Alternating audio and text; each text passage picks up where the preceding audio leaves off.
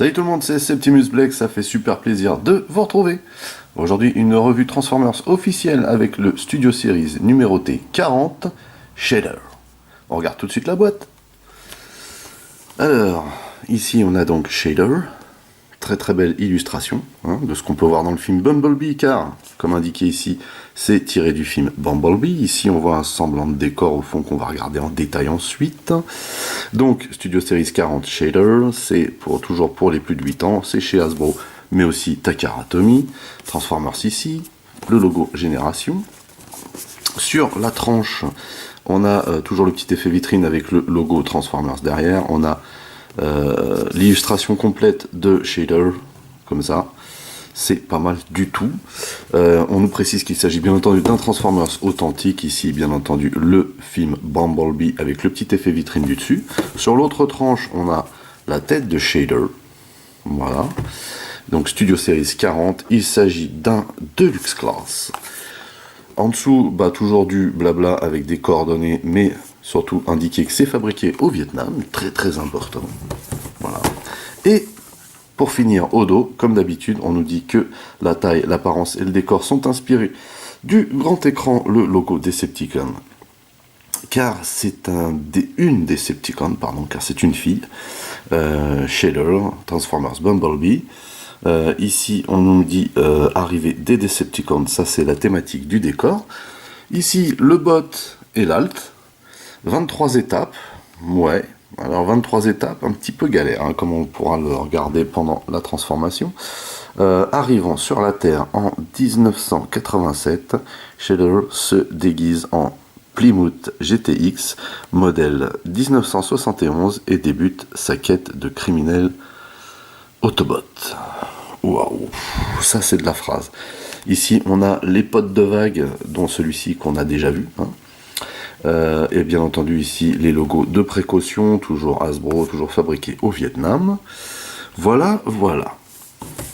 On passe à la suite. Comme d'hab, on a une notice en papier recyclé. Une notice...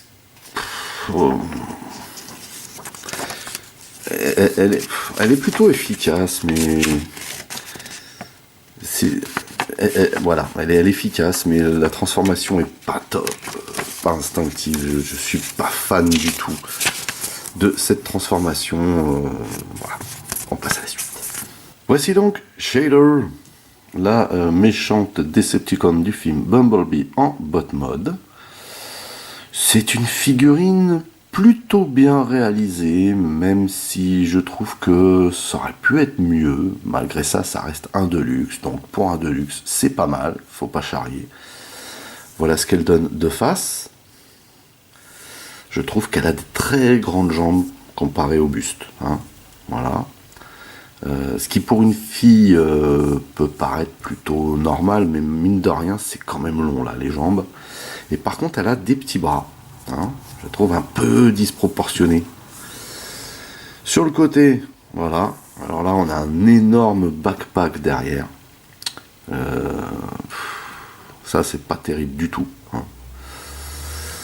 Voilà. Alors, on va faire normalement, on se la place comme ça, mais voilà, pas terrible. Et puis en plus, les roues là derrière, c'est sympa comment elles viennent se loger là, les roues, mais je suis pas convaincu par cette figurine en fait. Voilà. Et puis alors là, de dos. Alors il n'y a pas de creux dans cette figurine, sauf que, vous voyez, voilà, ça semble étrange. Ça semble étrange. Voilà. Disons peut-être que s'il n'y avait pas ce gros backpack derrière, elle aurait une allure plus cool. Je pense que ça charge vraiment trop le visuel. Bon voilà, mine de rien. C'est un Deluxe qui est plutôt pas mal. Alors moi perso, je ne l'ai pas choisi pour son apparence en botte, c'est clair. Étant fan de Muscle Car, moi je l'ai choisi pour son alt. Malgré tout, on va quand même la regarder de près. Alors ici, on a le visage de Shader.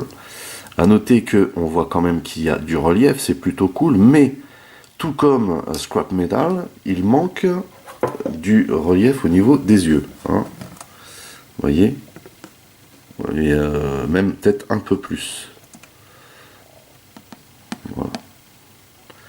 Donc là, elle est masquée pour le combat, j'imagine. Moi, j'aurais préféré avoir cette tête-là. Vous voyez. Sinon, il y a des détails très sympatoches, genre ici, au niveau de la poitrine. Vous voyez ici aussi. Au niveau des jambes. Alors, comme d'habitude, ils sont craqués sur les couleurs. Ça, c'est plutôt cool. Vous voyez ici, là. On a des petits détails plutôt sympathiques, faut avouer.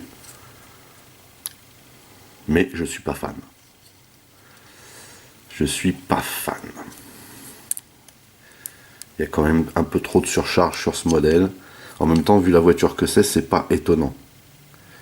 Mais voilà, chaque chose est à sa place. Il n'y a pas... Voilà, c'est pas très convaincant, mais c'est ce que c'est.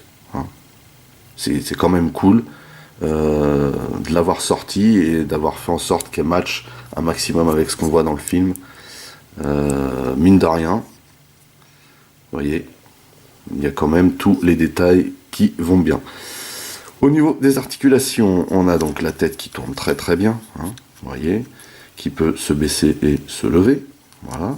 On a les bras. Alors les bras, il y a un souci au niveau des joints boules ici, vous voyez, c'est hyper light et ça part tout seul.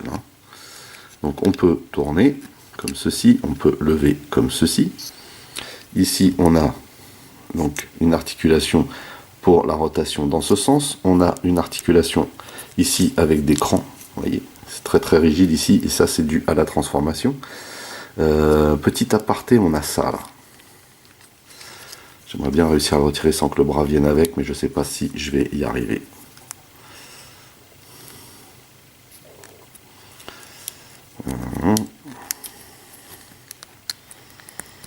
Voilà, donc ça se déloge pendant la transformation, vous voyez.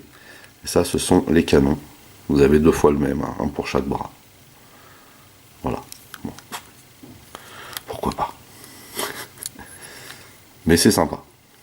On a un petit design de main qui est plutôt cool ici. Main qui n'est pas articulée, bien entendu, on n'a rien à la taille ici. Et on a les jambes. Alors, les jambes, vous voyez qu'ici, on a du très très lourd derrière la jambe. Il faut lever cette partie-là ici pour pouvoir prétendre la balancer vers l'avant. Elle peut aller vers l'arrière, mais on est stoppé par le backpack, mais aussi également ici. Là, il faut carrément déloger ça sur le côté. Voilà, parce que ça vient se caler à l'arrière. On a ici une articulation pour le genou. Et également ici un double joint pour le genou, mais vous voyez qu'avec la roue derrière, ça bloque tout. Voilà, donc là, qu'est-ce qui vient de partir? Ah, il y a ça aussi. Cette partie-là qui a tendance à se déloger. Alors voilà, disons que cette figurine n'est pas au point. On va dire ça comme ça. Sans trop extrapoler non plus. Ici, vous voyez qu'on a un double joint ici. Alors c'est nécessaire à la transformation, mais on peut s'en servir, vous voyez, ici pour, comment dire, pour l'articulation du pied. C'est plutôt cool. Et cette figurine est plutôt stable, comme on vient de le constater. Donc voilà pour les détails de shader. On va faire des petits comparatifs.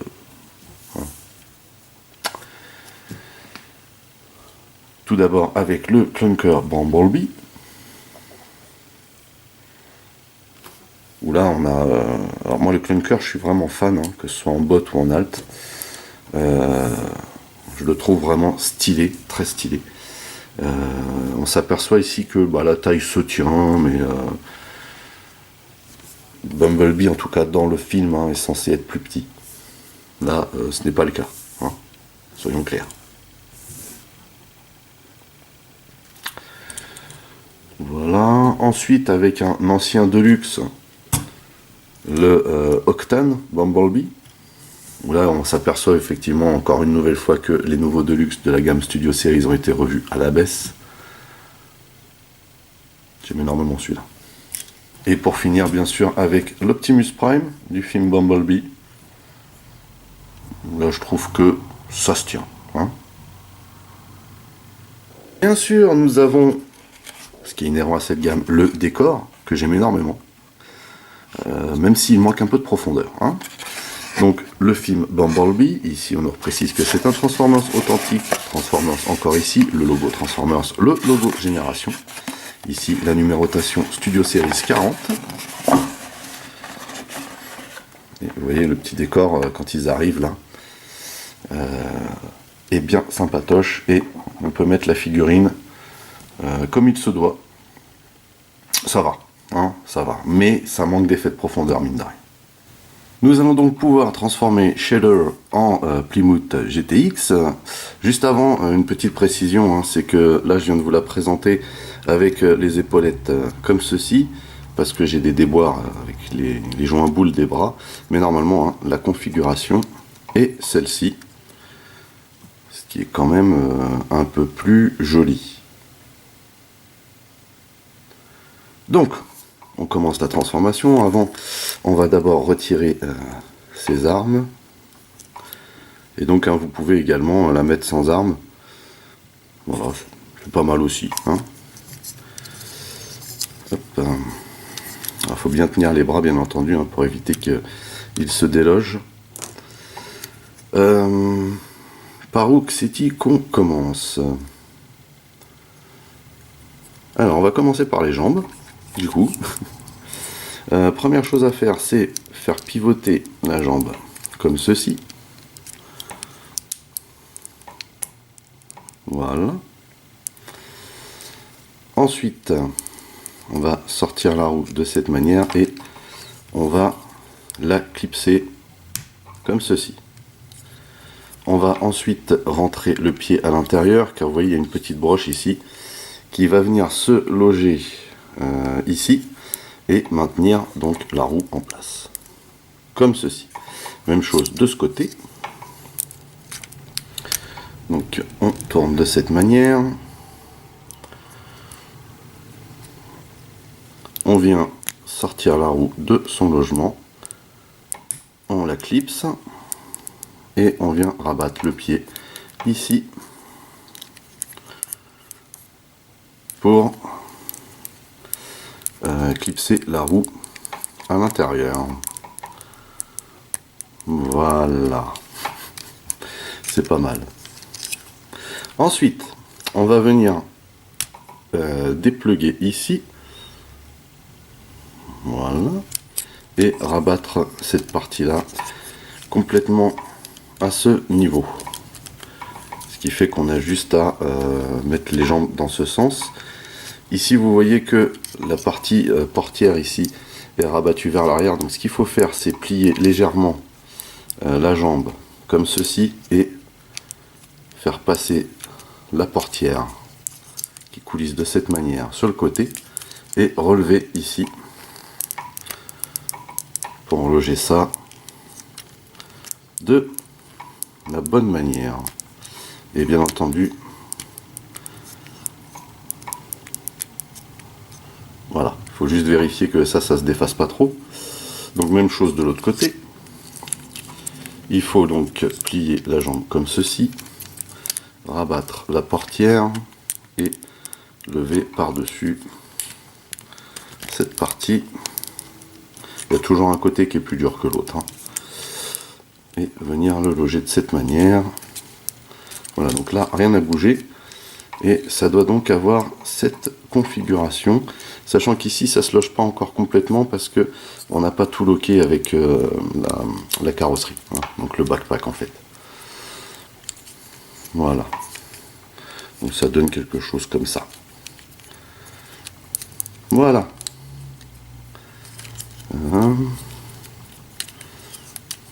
Comme ceci. Vous voyez que cette partie là vient se loger ici à ce niveau là. Ensuite on va venir dépluguer ici, vous voyez, surélever cette partie pour l'instant et alors ça reste vers l'arrière en espérant que ça ne se défasse pas et on va ici lever cette partie de capot. Alors là c'est pareil, il faut faire attention avec les bras. Le mieux c'est peut-être de lever les épaulettes afin d'éviter que ça s'en aille.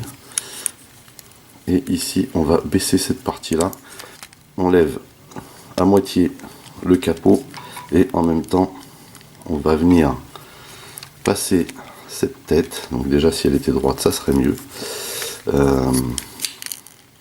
C'est un peu sport cette phase, un petit peu galère. Voilà, on fait ça comme ça et on fait passer la tête comme ceci. Vous voyez, on doit être à peu près à ce niveau-là, au niveau du capot, pour faire passer la tête de cette manière, et ensuite, seulement ensuite, on met le capot complètement droit. Sur ce, on va pouvoir s'occuper de comment dire, la carrosserie. On va donc ici tirer, on va sortir ça déjà.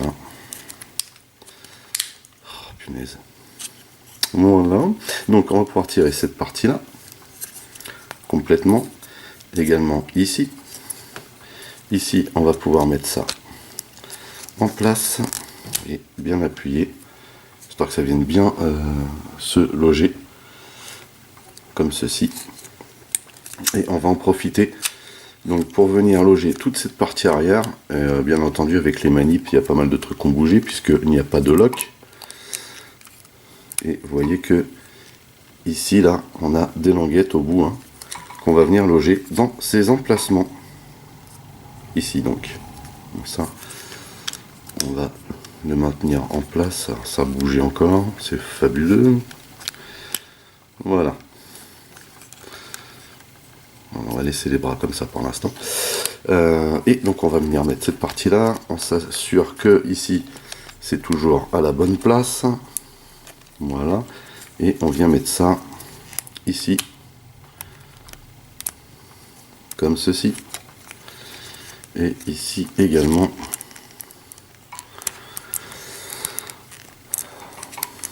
En place de cette manière. Et là, normalement, tout est bien. Il n'y a rien qui bouge. Donc voilà pour cette partie. Maintenant, il va falloir bien s'occuper de l'avant. Ce qu'on va faire ici, c'est d'abord, on a la tête qui est là, hein. D'abord rabattre les joints boules à l'intérieur, comme ceci.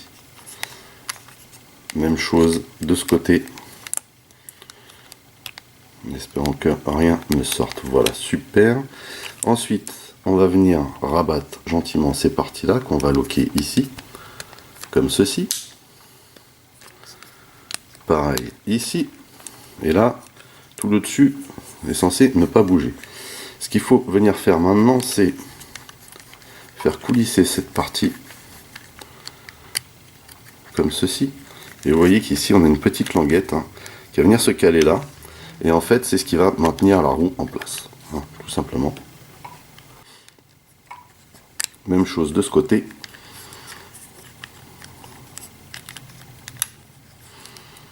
Voilà.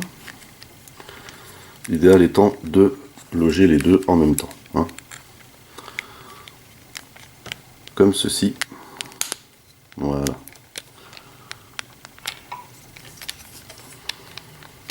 Ceci fait, on va tourner les bras comme ceci. Voilà. Et on va venir loger sur les côtés ces fameuses parties. Parce que vous voyez, il y a le fameux trou qui est de ce côté-là aussi. Voilà, on va mettre ça comme ça. Et ça ici, comme ça. Voilà. Oups. Et on a juste à poser ça de cette manière. Et normalement, avec l'écran des bras, ça tient tout seul.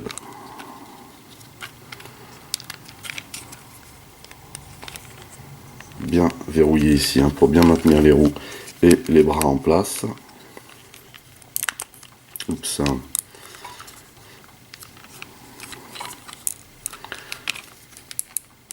Ici également. Et on a terminé. Voilà donc Shader dans son alt mode. Et franchement, je surkiffe cet alt mode. je trouve génial, magnifique. C'est pour ça d'ailleurs que je me la suis procurée. Alors, elle roule très bien. Hein, elle roule très bien. Cependant, les roues, vous voyez, ne paraissent pas forcément droites quand elles sont posées parce qu'il y a du jeu. Mais sinon, voilà. Elle est très très belle, cette caisse. Je la surkiffe. Elle est bourrée de détails. Également, l'avant, hein, la Plymouth, quoi. GTX. avec ici donc le compresseur, en 3 voies. Ici, tout cet équipement rallye. Là. Alors moi j'aurais peut-être aimé voir derrière un petit effet de lumière, mais faut pas charrier. Les petits rétros, hein, très stylés, les vitres bien à leur place ici. Une peinture excellente, hein, excellente. Les roues toutes noires, bon pourquoi pas. Alors après c'est les roues en plastique hein, qui nous mettent, mais à noter qu'on a des jantes arrière qui sont légèrement différentes que les jantes avant. Pourquoi pas. Je me rappelle plus exactement ce que ça donne dans le film. 722 ici. J'aime énormément ce qu'elle donne. Je la trouve très très stylée ici, vous voyez, avec le... Faut dire que les effets de peinture, hein, comment dire, font juste trop plaisir, voilà. Donc de dos, vous voyez qu'on a les grosses optiques ici, on a toute la partie arrière ici, couleur alu, c'est magnifique. On voit les bouts des pieds ici, mais c'est pas dramatique, hein, franchement, voilà. Vraiment génial cette caisse, je la surkiffe. Et puis en dessous, il y a, voilà, on voit la tête à travers là-bas en bas, mais les bras ici, enfin les mains en tout cas. Mais sinon ça va, c'est acceptable. C'est acceptable. On va faire des petits comparatifs quand même. Ici avec la Octane Bumblebee. Et on est dans le même format a priori. Hein. Peut-être celle-ci légèrement petite, mais voilà, pour moi ça passe. Avec le Bumblebee du film, où là pour moi celle-ci est trop grosse, mais bon, voilà, c'est comme ça. Avec le Rusty Prime, pour moi là ça va, ça se tient. À côté du Dark of the Moon Megatron. Ça se tient aussi, je trouve. Là, on est vraiment dans le délire Mad Max. Hein. Rien à voir, mais avec Rampage.